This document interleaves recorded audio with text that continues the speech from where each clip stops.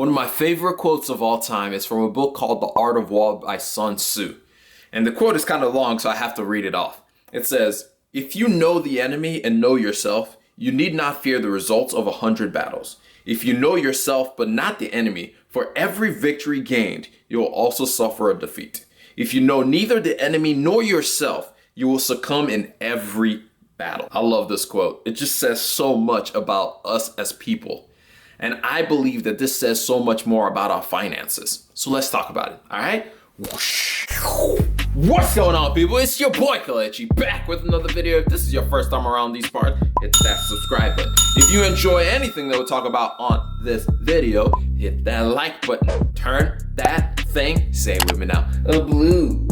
But anyway, before we get into the video for today, I just want to remind y'all, you can still donate to the Movember Foundation, link down in the description. I joined myself with a few other creators to just incentivize and talk about men's health, which is something that most people don't talk about when it comes to talking about things like prostate cancer, things like men's suicide. Did you know that one man dies almost every 25 minutes from suicide? So things of that sort, just to bring more attention to it. If you can't donate to the organization, that is okay as well. Share the information out, start talking with your friends if you're a guy about some of the things that we need to be doing to take care of our health, because for some reason, us men feel like we have to be Superman all the time, not showing any of our weakness. So if you're going through something, whether it's something that is going on at work or something that's going on with your lady friend or something that's just happening, talk with people about this. Start getting into the habit of sharing some of these things that you are going through so you don't fall into the cracks and then things get worse and worse and worse. Because a lot of times when we decide like, you know what, I'm not gonna focus on something,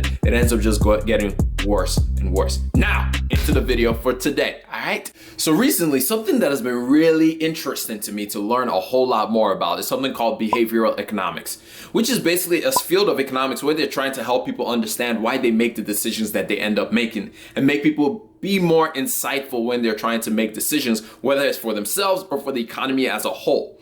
But one key aspect of behavioral economics is knowing yourself. And one of the books that I've been reading to help me understand this is Thinking Fast and Slow, and basically just how to think through things. But a key aspect, like I said, is knowing yourself, which is why I love that quote by Sun Tzu so much of, when you know yourself, but you also know the problem that's ahead of you, you can win every single time because you can adjust to different situations and you can make the right decisions that you need to make. But something that I've noticed recently is a lot of us don't actually know ourselves. And this is literally one of the biggest, if not the biggest mistakes that we as investors can possibly make, is because what we end up doing is we end up trying to be other people. I'll say this even true for myself is, for example, I invested in Alibaba. And the reason I invested in Alibaba was not because I was like, oh, I understood this business, it's undervalued and all this other stuff. No, it was because I saw Charlie Munger, Monish Pabrai invest into this business and I was like, you know what? I'm copying them. And I just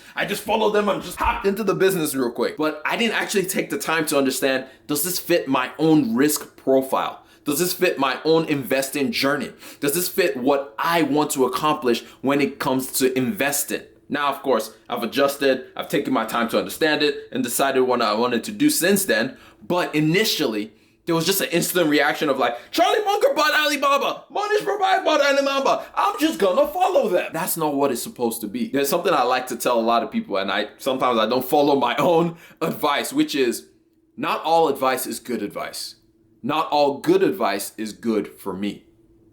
In other words, there are some things that are just generally good. It sounds good, like people will just give you a general good advice like, hey, pay down your debt, do this, like invest, all this general good advice, go to college, all of this stuff, generally good advice. But the question we all have to figure out is this advice good for me?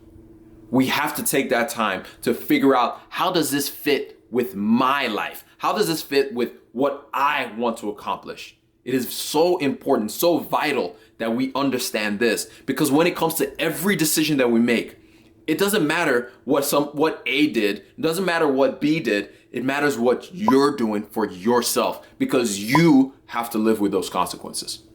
So it's very important as you're moving on into your investing journey, into just general life as a whole, start to take time to figure out, who am I? Figure out, what is it that I want? Figure out, does this match with what I want to accomplish? But anyway, That's all I got for y'all. I hope you learned 1 or 2 things out of this entire thing. And if you did, share this episode with somebody that you love, somebody that you kind of hate, and one person you're just kind of like about. And by that time, you just shared with everybody that you know. But I'm going to catch y'all up on the next one. Remember, generosity is always greater than greed. And also, go donate to Movember if you can. Because your boy, this baby face, I'm not sure I like it that much. But I'll catch y'all up on the next one. And I'm out.